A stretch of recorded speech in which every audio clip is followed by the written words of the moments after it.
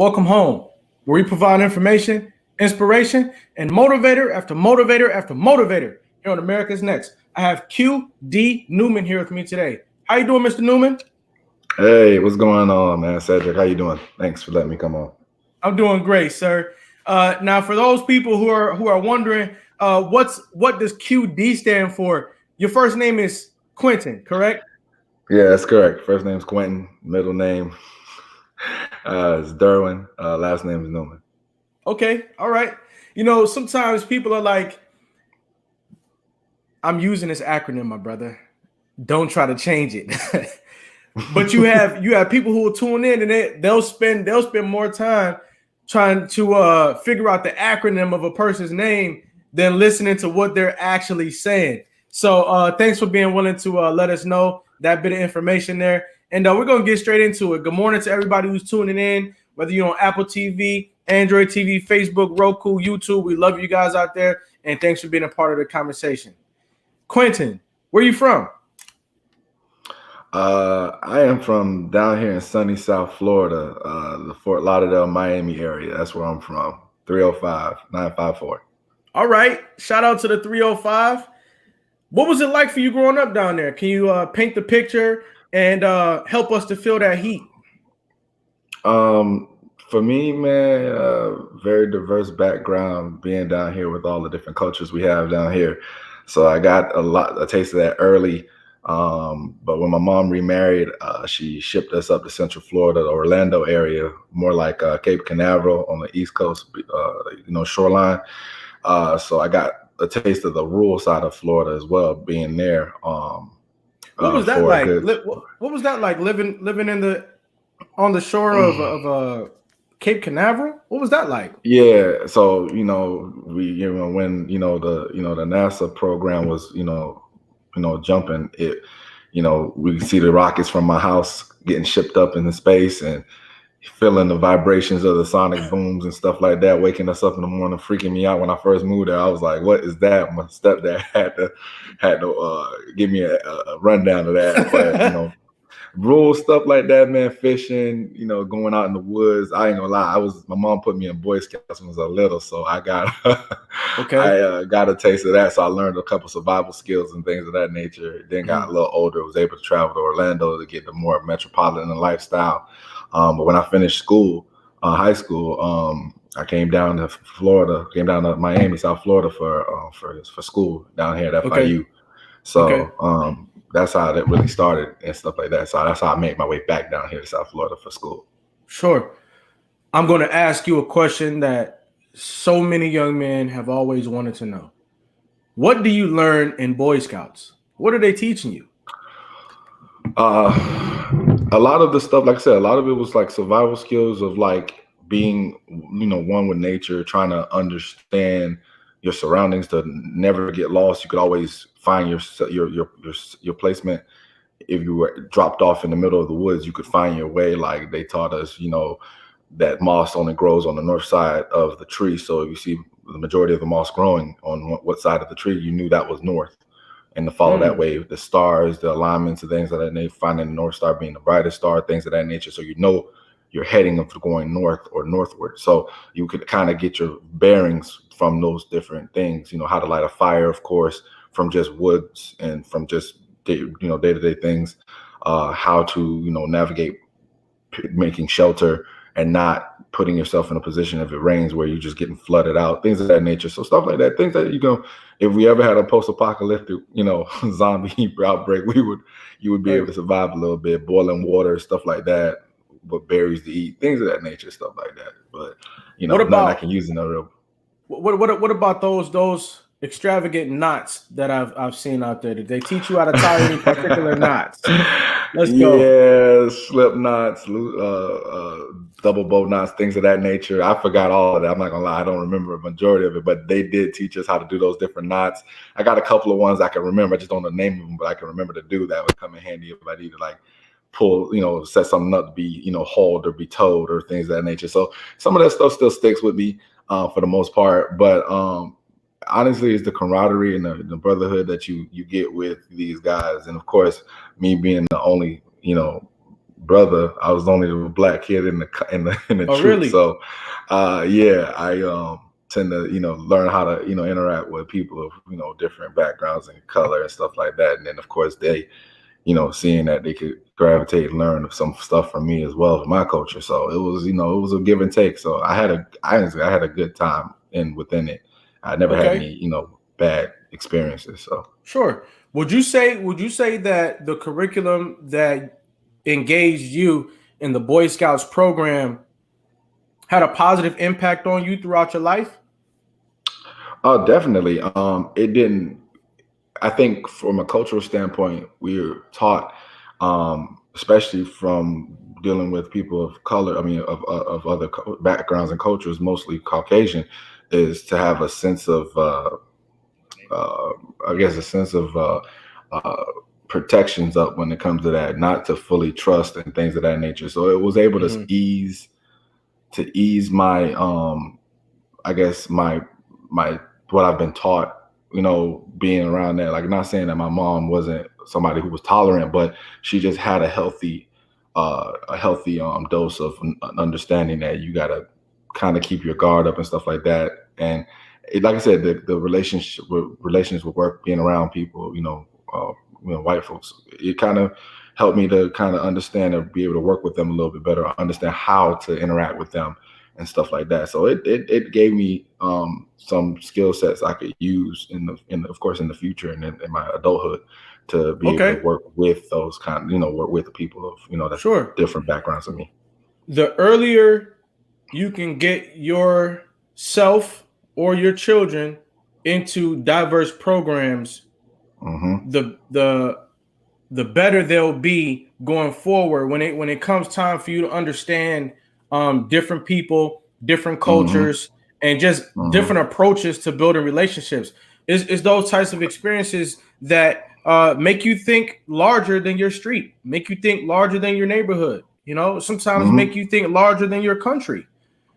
When I when I Definitely. was Yeah. when I was in middle school and I met a young man from Trinidad and Tobago, that really opened my world up. Just simply meeting someone who was from a different culture, from a different country, it made me think about different countries. That there are Hmm. people that we could be building relationships and getting to know, and so it just was an eye opener for me.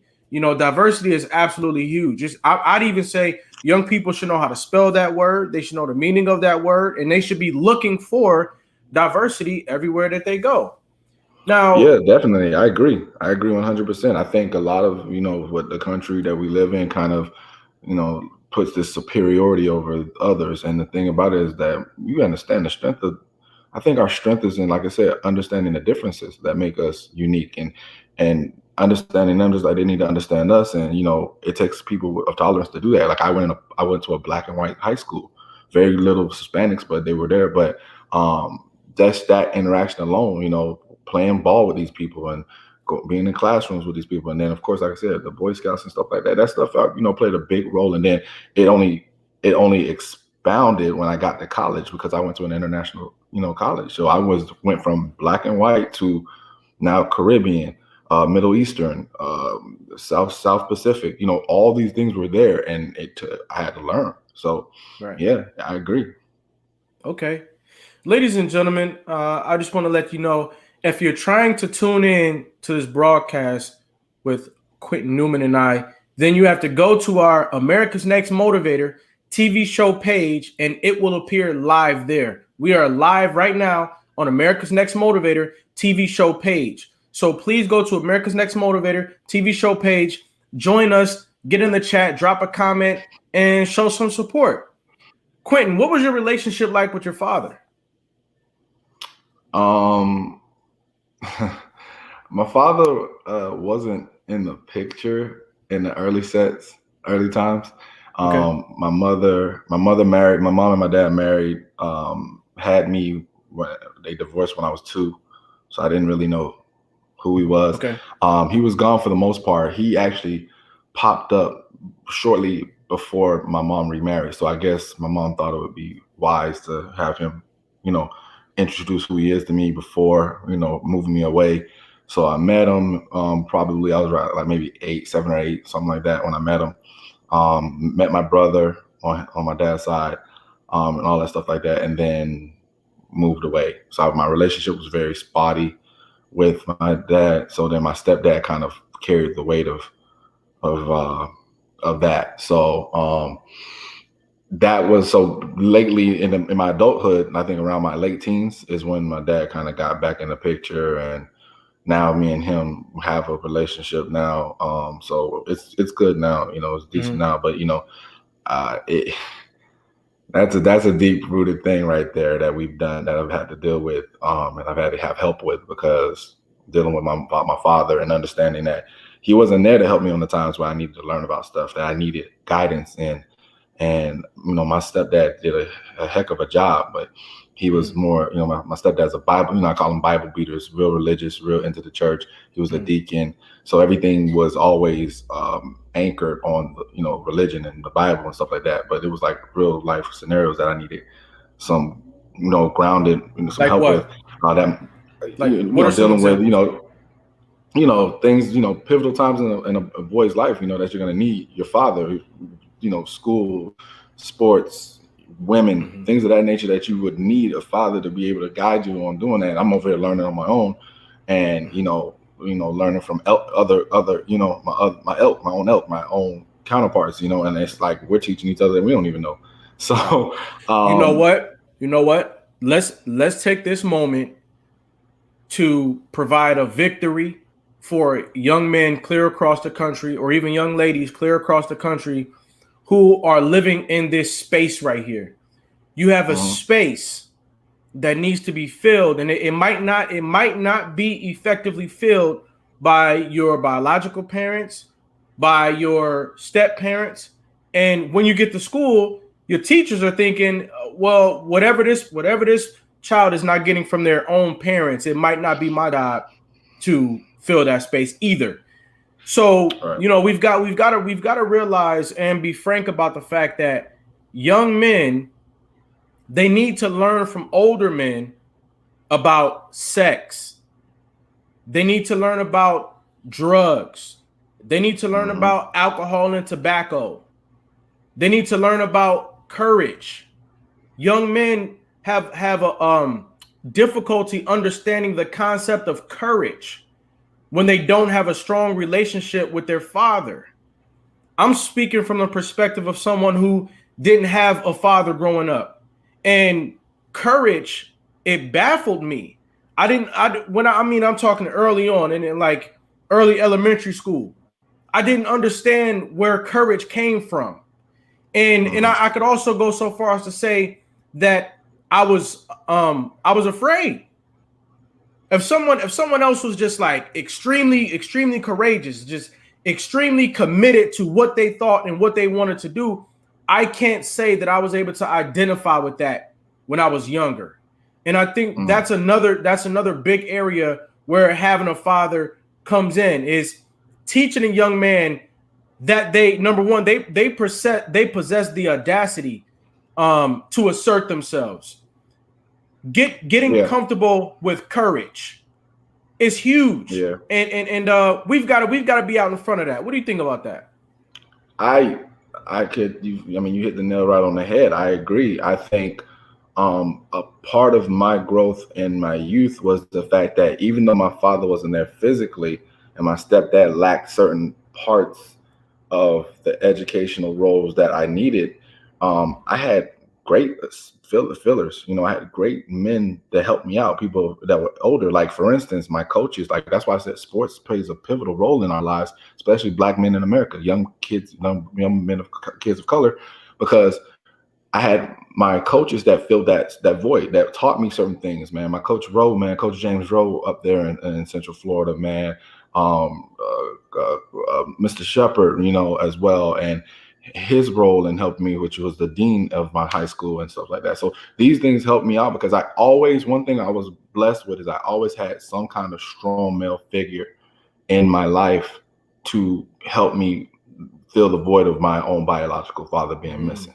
And so, for instance, like I got a really understand that my sister's father, who is, is her father but not mine, before me, before my dad came into the picture of my mother, he's always been around since I was a kid, since I was born. And I could call him up and he would chime in on certain things, more on my of course my academic sides of things, of guiding me what I should do in this, that, and the third. Actually, he's the one who actually got me to go back to go to grad school. So those different things that come into life. My mom did a phenomenal job. Never going to take that away from her. My mom did a phenomenal job. I think she is, of course, the queen, the belle of the ball. She did her thing.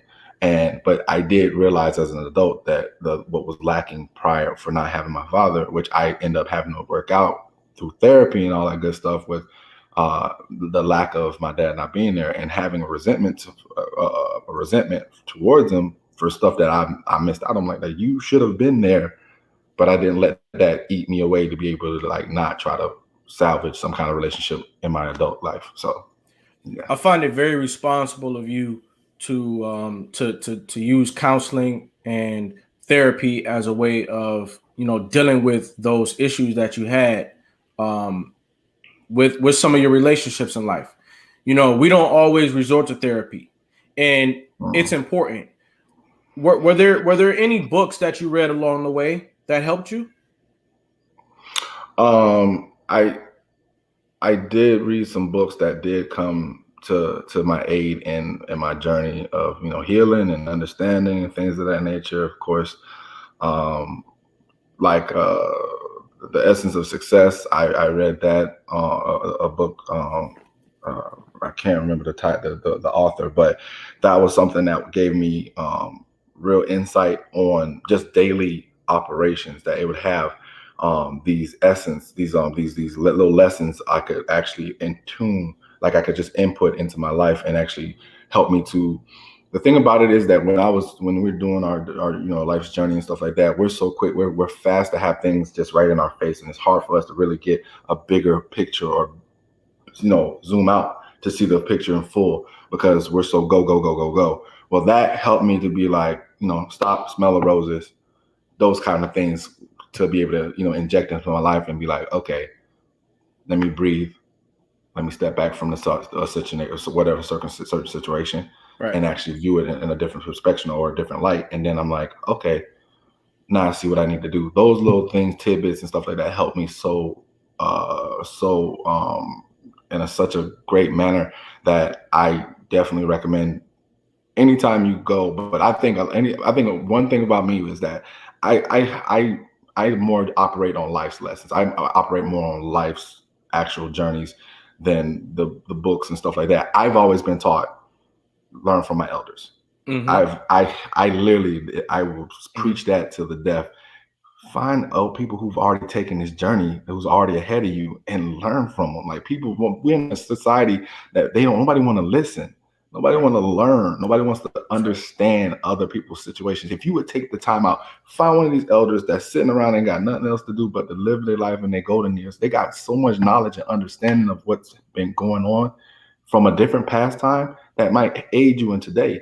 And I tell you, that has been helpful for me, is that I listen to my grandmother. I listen to my uncles, older heads, people that had a head on their shoulders or have been down that road already. Heck, I even listen to people that I don't even know. Like, if you've been there before me, I'm listening. I continuously do that.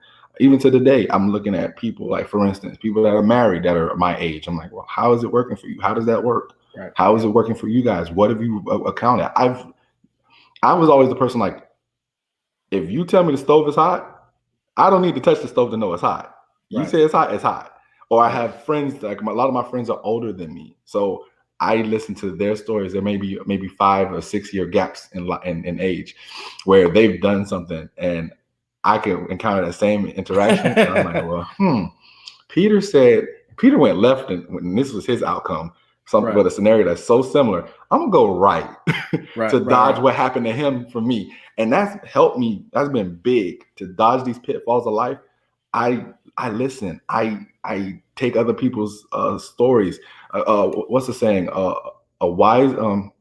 smart man learns from his mistakes, but a wise man learns from others' mistakes. Right. That's right. You know what I mean? That's right. That's right. And I go that route. I go that route. You get a And higher quality. You get a higher quality of communication when it's coming from another human being.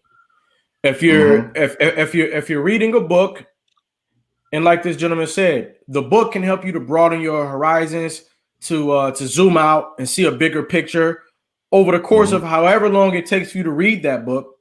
But guess what? What if it takes for you to get to 100 45, 145 for somebody to tell you not to take shortcuts in life? Where you could have had a conversation with, you know, any adult in your life, that might have been one of the first things that they think to tell you. Don't take shortcuts in life, right? And so the quality of communication, it resonates better when you're getting it from another human being. Another human being could look in your eyes and cut to the chase that they think that you need to cut to. And so it saves you time, and that's the value of people. We've got to get back into valuing one another. We are vessels of knowledge, wisdom, and understanding. And we've got to talk to people. Talk to people about what the weather's going to be tomorrow. Somebody knows what the weather's going to be like tomorrow. You know, you name it. You name it, you can have a conversation with someone about it. And we've got to remember to have conversations with people, and that people hold keys to our future. So I just wanted to draw that out a little bit. Now, you mentioned sports. Go ahead.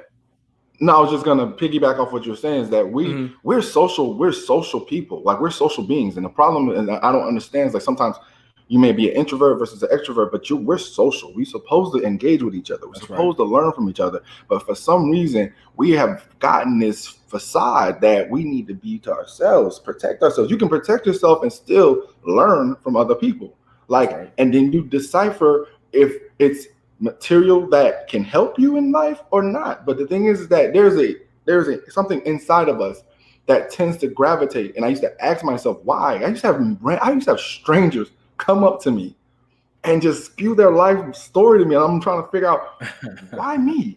And then you find out, like, there's this aura, there's this, you know, there's mystical aspects of life that we can't truly understand, but there's something there. That's why they talk about the spirit. And like I said, there's a place for everything, and religion has a place, just like the spirituality has its place. All this stuff has a place. There's things in this world that's mystical that we can't explain, and you wonder why people come to you and literally want to gravitate towards you, but it's the truth. That's why, and I was told it's your aura that comes out. That's why people gravitate to you. They want to learn from you, and then they want to feed off of that, and vice versa. Just like you want to feed off somebody that attract to as well. Wow. You utilize that, and so you have, like I said, we are literally sitting here and doing ourselves a disservice when we do not communicate, when we do not interact with each other, and we don't learn. Wow. We have a comment in the building from Yolanda Riley. She says, it's of value to have a good mix of different ways of receiving information and be open to receive it. I think that is absolutely huge. And Quentin brought up a good point that we can feed off of one another. And so the question is, you know, what are we feeding off of? Are we feeding off of enough healthy individuals who are right here in our lives? So, you know, the people that we engage with, that's also a part of our diet. That's what I'm getting from this. And I think that it's something that we should definitely hone in on going forward. Are we having quality conversations with people? Are we feeding off of the right energies on purpose in order to grow ourselves into the best life possible? Now, Quentin, you mentioned, go ahead. No, I was just saying, are we dispensing? And are we dispensing when we're the person giving? Are we dispensing knowledge that's worth something? You know, are we giving something that's gonna be nurturing and be utilized by people, or are we just spitting BS? You know, are we giving them just fillers? You know what I mean? It depends. It all depends on your background, your knowledge of what you've obtained and what you decide to give back. And those are things to be cognizant of, because sometimes, you know, you like to shoot the breeze with your boys and stuff like that. And I tell you like that, like that's the old saying. It's a saying like, what are your boys talking about? Are y'all talking about girls, women, drinking, what y'all made? Or are you talking stocks, bonds, you know, putting together portfolios, things of that nature? Like, what are you feeding your crew? What are you feeding your group? and what are you obtaining from that? If you ain't obtaining something good that's going to help you value to improve your life in a later, later time, then what's the point? That's why I say it's time to switch it up, flip it up, and find people of like-mindedness. Right. So those are things to keep in mind. Absolutely huge. What are we giving to one another? Absolutely huge. Think about it, y'all. Think about yourself. Think about your life. And you might not always be able to give financially, but what is extremely valuable, I mean, we got people being born every day. You've got no less than 15 people in your life right now who are trying to figure out how to get to the next level.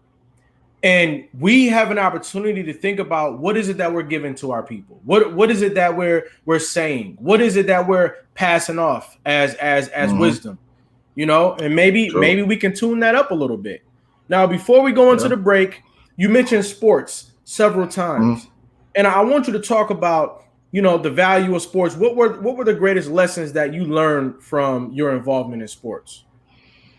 I think of being a person that played organized sports for 12 years of his life, I learned, so much from sports, and it's crazy, no matter what sport you're in, football, soccer, basketball, anything with a team aspect to it, you're going to learn something, man. I've learned, how to handle adversity. You learn how to camaraderie, how to work with others. You learn interpersonal relationships. You learn how to communicate. These things, poor communication can lead to mistakes on the field or mistakes on the court.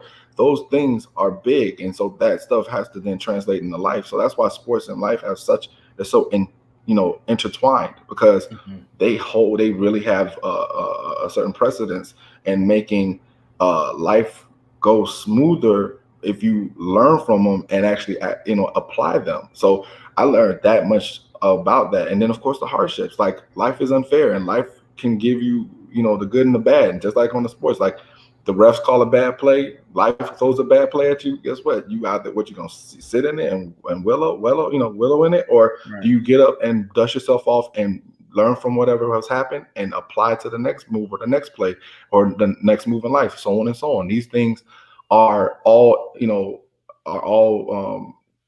intertwined in sports and life. So I learned so much about it, and I honestly think it is pivotal to a young person's life to be involved in some way, shape, or form. I don't even care if it's chess, just in some manner where you're going to learn those skill sets. That's right. We have Shelly in the building. Sometimes, people say, I'm going to be in this building one way or another. And Shelly says, to whom much is given, much is required. Our gifts, knowledge, and etc. are meant to serve not only us, they're meant to be shared with the world. And, Quentin, before we go into the break, I want you to speak to young men out there who might resemble you. They might be in high school playing sports and still trying to figure out their future. What would you say to them today? I would say to them is that don't limit your options. Don't take the first thing on the table. I would say, see everything out there. I think one thing I learned was, and a lesson learned was that I went to a small school. I didn't get much, when it came to like scholarship offers and things of that nature, but I did get one that was really important to me, which was UCF, since I was right there and I wanted to go there. They were up and coming program, this, that, and the third. But I had South Florida, I had Carson Newman, Troy State, all of them looking at me. And as soon as they offered something to me, I looked away from everybody else. And lo and behold, the whole staff gets fired. The next people come in, don't know who I am. And now I'm out there in the cold with no place to go. And I had to run down to FIU. So lesson learned is that, keep your options open. Keep the lines of communication open. Talk to each other. Learn from your counterparts, things of that nature. But yes, when you're in these states of in this pivotal time in high school, especially being seniors leaving, is that you want to understand what the options, all your options, and weigh them out with family and friends, and understand what you're really getting into before you make a decision. Ladies and gentlemen, we're talking to Quentin Newman today. He is one of us. He is one of you, and we're learning his journey. I would like for you to sit tight after this brief message. We got more from QD Newman.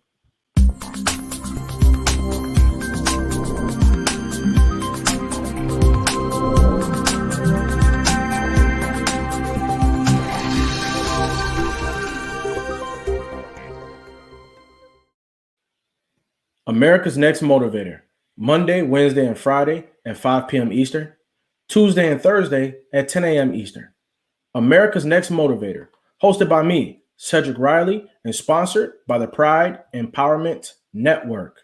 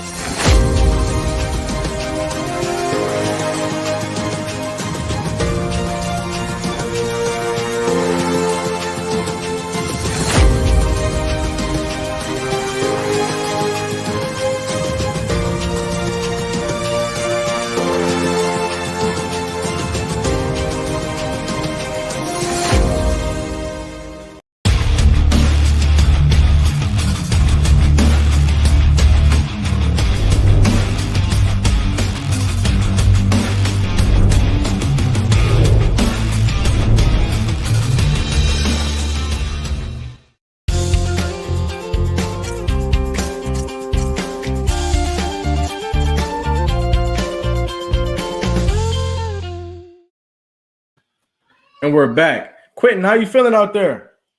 Hey man, I'm feeling good. I'm feeling good, man. Blessed. I got no complaints, man. I can't complain, right, man. Life is good, right, man. Good. Absolutely. All right, so you got to college and talk about that experience. What was it like for you? Man, college was an eye opener. And it's crazy because when I had the option to go to FIU, I also got accepted in the Florida well, FAMU. I got accepted in there. I took the route to South Florida. Something led me down to South Florida because, you know, I'm originally from here, and I just wanted to get back. And it was like I kind of knew if, you know, fam was gonna get me. It was like more people like look like me and stuff like that. And I was like, I kind of was closed-minded at that point. So I took the FIU route because, you know, it was international. It was a broader sense of, you know, belonging and people of different backgrounds and stuff like that. And so I went that route. And, you know, in the back of my head, I kind of still have that what if, you know, because I still go to like the alumni things, and then I go to the homecomings, and I'm like, man, if only I would have went. But, you know, my path took me that way. So I went to FIU, and man, college was an eye opener, man. I mean, not to mention the scenery, the education, the learnings environment, just the different people's backgrounds I was getting exposed to, the parties, of course, and then of course playing college football on a high level. It was everything and more than I could imagine. So the friends I learned, like I met my best friend there, been best friends for almost 20 years now, close to 20 years. So like it's getting there, but I recommend it. But, you know, at the end of the day, we know college isn't for, you know, everybody's path. But if you are thinking about it, man, I tell you, it's something to behold. For sure. What did you do after school? After you graduated? Okay. So I got my degree in business management and a minor in marketing. Here's the thing. When I came out in America's worst recession. So things were kind of rough coming out the gates. Jobs were slim and stuff was kind of rough. So I got into Parks and Recs just to start off with at a local municipality down here in Doral. I was there working in Parks and Rec, and then shortly, maybe a year later, I got in the workforce. And then shortly later, I ended up getting a assistant management job in retail, working at GameStop as an assistant manager, then jumping back into municipalities about 3.5 years later, got into. Let me ask you a question. When you were working at GameStop, what year was that? GameStop was 2010 to 2013, I believe. 2010 to 2013. Were there any conversations about the price of GameStop stock back then? You know, funny thing is, man, we were just cogs in the machine. They would talk nothing about it. I didn't even know GameStop had a stock. I knew nothing of it, man, because I know with things that are going on today, last couple of weeks, man. If I, what I know now, who'd have thunk, but nah, none of that stuff was expressed to us from, the directors or the district managers and stuff like that. We just keep it running, make money, and keep your head down. Do you have any of those types of instances where, gosh, I wish I would have known now, I wish I would have known then what I know now. You seem to be in an era where you might have had an opportunity to buy Google when it was much more affordable, or even Amazon. Obviously GameStop is one of them for this particular moment. You got any of those? I'll tell you what, I got a recent one, maybe about 4 years ago. A colleague of mine was just harping on Bitcoin. Mm-hmm. And I was like, let me take a look at it. And at that point in time, Bitcoin was at $8,000 or something like that. And I'm like, I don't know nothing about this. I have no idea what this is. It could be just, blowing in the wind. I don't know. So I didn't jump on it. I didn't do nothing. Me thinking back then, I was like, if I would have even put $50 in it, $50 in it, it's at 64,000 now. And I'm just like, that $50 could have grown to be something great. And I'm sitting here like, man, 4 years ago, if I would have just put a little something in there, just something, I would have learned. But now now it changed the way I trade, the way I do stocks now. I'm a little bit more aggressive, but I have to still be mindful of, I'm more what we call, I'm more conservative aggressive, Okay. I'm still in the between, like that between conservative and aggressive. So but what I know now, I just wish now. Right. Mm-hmm. Bitcoin is one of those quagmires where you say, oh, this is something new, it's trendy. I'm not going to venture off into the unknown. And I say that we need to be a little bit more cautious about that. We are living in a changing world. The world is literally changing each moment of current day. And we've got to accept that. It's not about whether or not we believe it. We have to be responsible enough to accept the fact that the world is changing. And Bitcoin is a great example of where a lot of people said, oh no, that's something that's new, is different, it's not worth my time. But now we are looking for, money multipliers. We're looking for ways to grow wealth. And Bitcoin is one of those right up under our nose. And so if you don't know, Bitcoin is valued at over $50,000 right now, for sure. Over 50. He said 60. It could be up to $60,000 right now. And, all the while leading up to this, at least let's say 3 or 4 years ago, it could have been affordable. It could have been.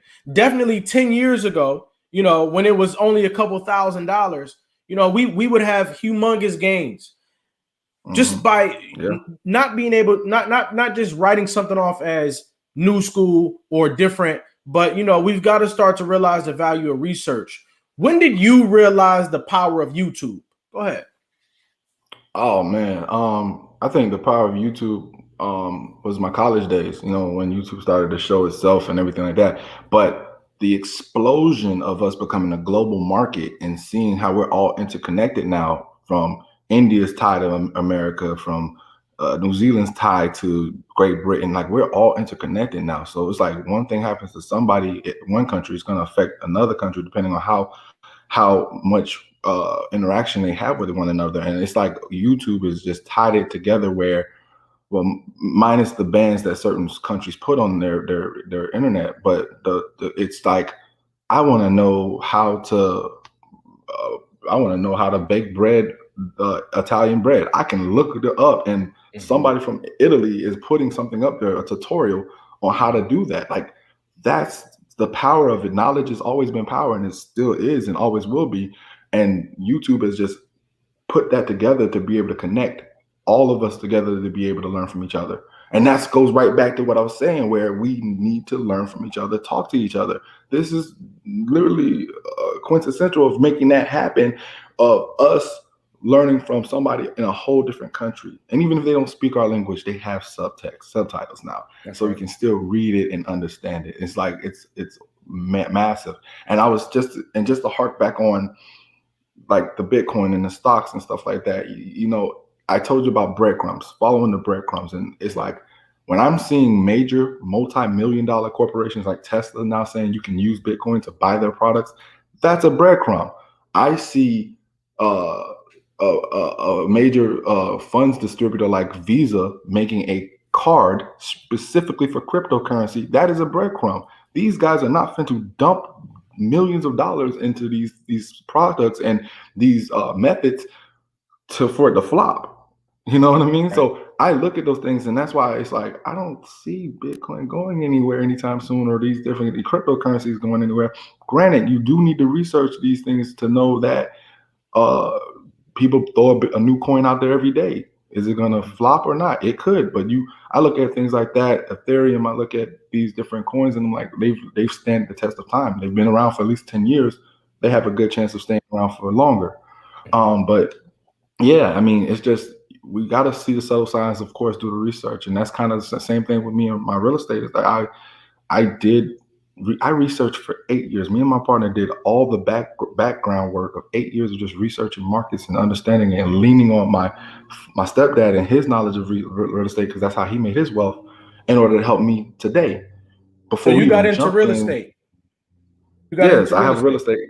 That the MOGT is my real estate company website. So yeah, and like I said, I've been around that all my life. My stepdad is how he made his wealth. My stepdad came here from the Bahamas with a middle school education, worked construction on Cape Canaveral with NASA in their buildings, building those buildings way back in the 60s, and then took old houses, bought them for cheap, tore them all down, and built them back up from the inside up, from the ground up, except for just keeping the bones of them.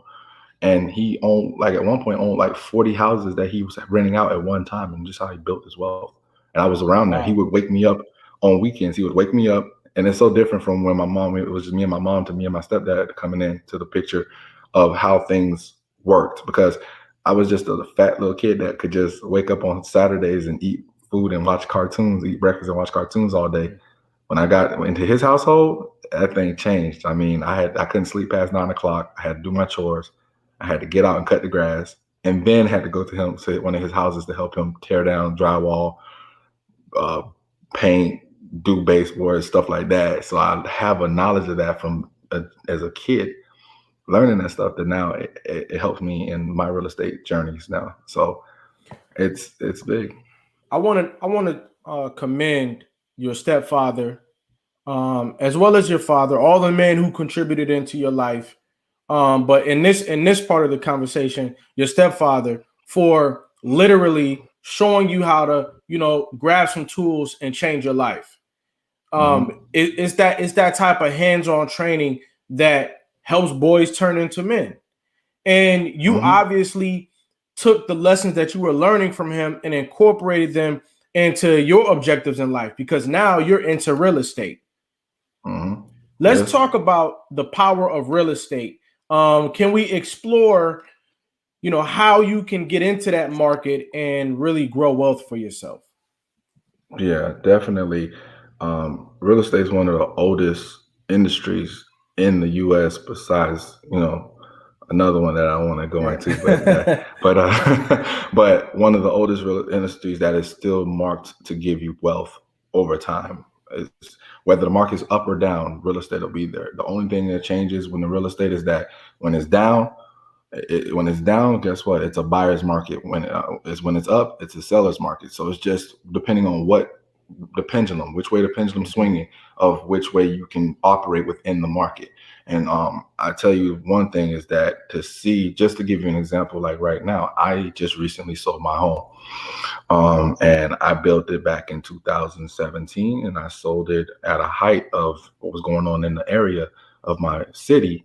My city had a lot of growth going on. They just built this multi-development play where you stay kind of place, where you have living, quarters, as well as food and entertainment, all in the hub. That's the big thing that these developers like to do now is, hey, you can just walk outside and go have a date night with your significant other or whatever.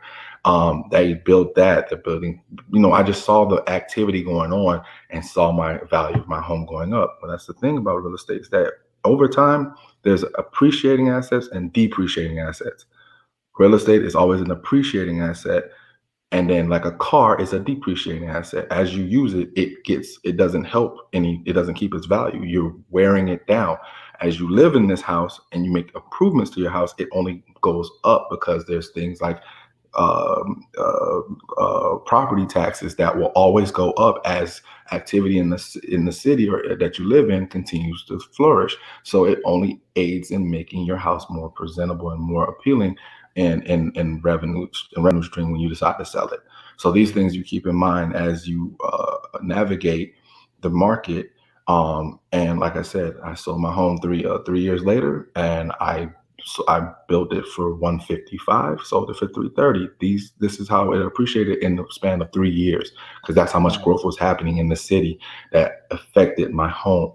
So these are things that you keep in mind when doing with that. But like I said, with the real estate thing, getting into that, me and my partner, like I said, which is my best friend from college, shout out to Gerard. We learned the market in a sense of understanding what other houses are going for, comparables, comps, and things of that nature. So when you're looking at these different things, you know exactly how much to offer in spending versus what not to bite on and fall flat on your face for. So you said, what do you want to know about getting into it? Well, getting into it, of course, you need capital, you need funds. And that, with that being the case, most times when we first started, we leaned on having, good credit. Those were big because these people that lend to you want to know, how fiscally responsible you are. They were going to want to know, do you have a job that will be able to supplement as collateral or income, collateral, in the sense of, can you pay this off over time if you fail at this?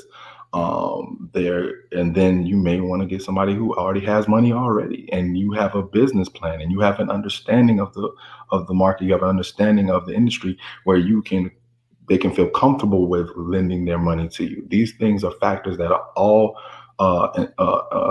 very intricate in this industry, and it took me time. Like I said, finding money is always the difficult part, because it's like somebody has to put some kind of trust in you.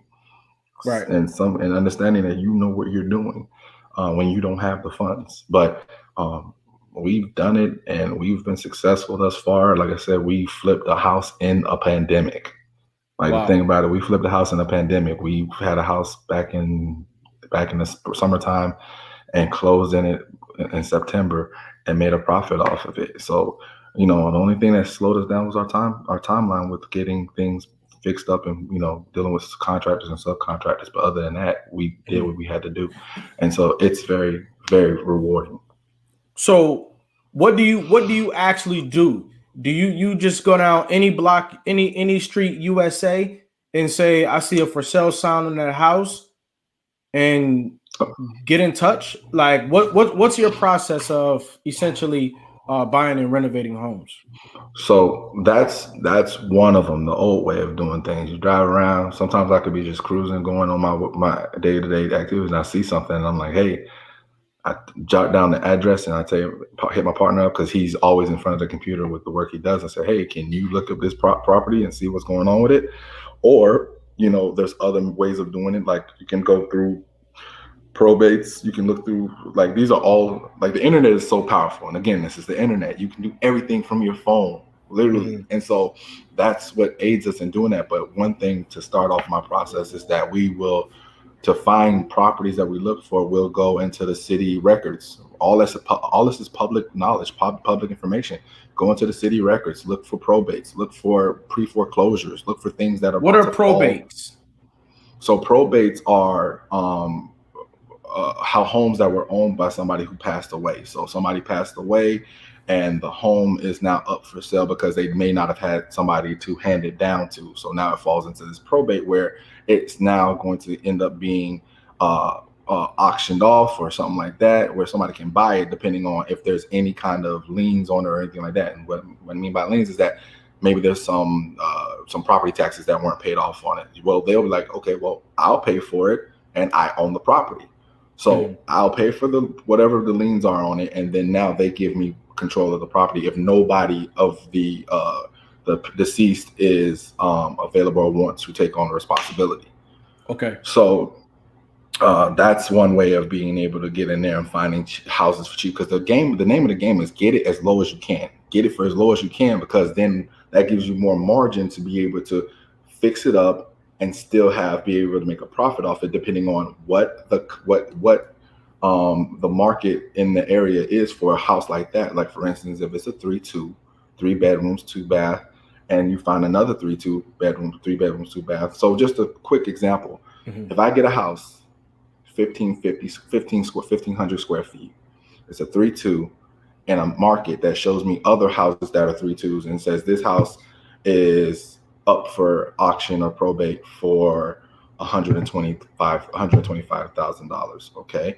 Well, let me see what other houses are going for in that area that are like or similar to the house that I'm looking at.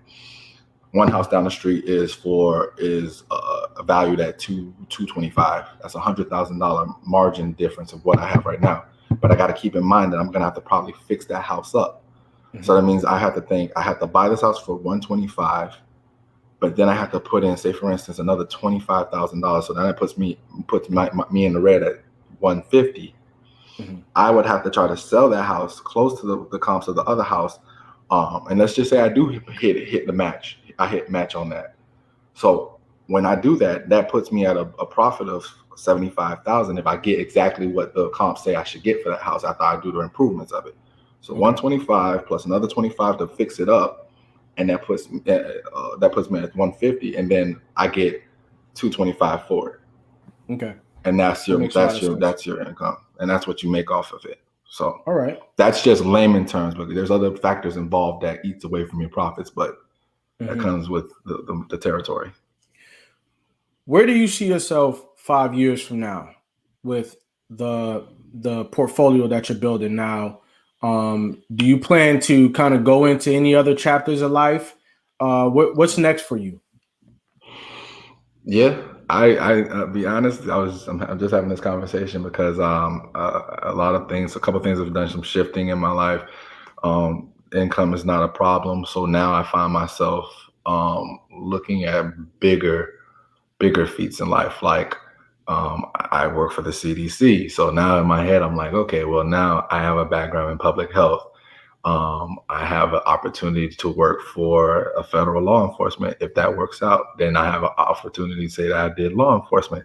I'm a businessman. I have businesses as well in my background. I have that as well. So when I do it, I'm educated 2 degrees. When I put all this together, it looks like I'm a good candidate. Maybe probably I could do, politics. Who knows? I could go into that route because I could speak to the people and say, hey, I understand the businessman. I understand law enforcement. I understand mental health. I understand all of these things. You dropped a breadcrumb just now. And you said that you might be interested in politics. I just want to shake the room up a little bit and ask you what you think about the state of communities across America right now. Not just middle class communities, but upper class communities too. What do you think about the state of America and where it can go? In 20 seconds, answer that within 20 seconds, please. I think we're in a state of retribution. I think we're in a state of a call to Jesus. I think we're in a state where nobody can hide. The blindfold's been removed and nobody can put it back on. You know what's going on. You could have been a believer if you wanted to, but guess what? With social media and the way media has worked and how they like to get, they might like to fearmonger. They put it out there on Main Street. You can't hide from this anymore, America. This is what it is. We got crooked cops, we got bad politics, and we got racism all in front of our face. What are we going to do about it? And we need to make it right. We don't make it right. We as a country, we're not gonna ever heal or get better. You know.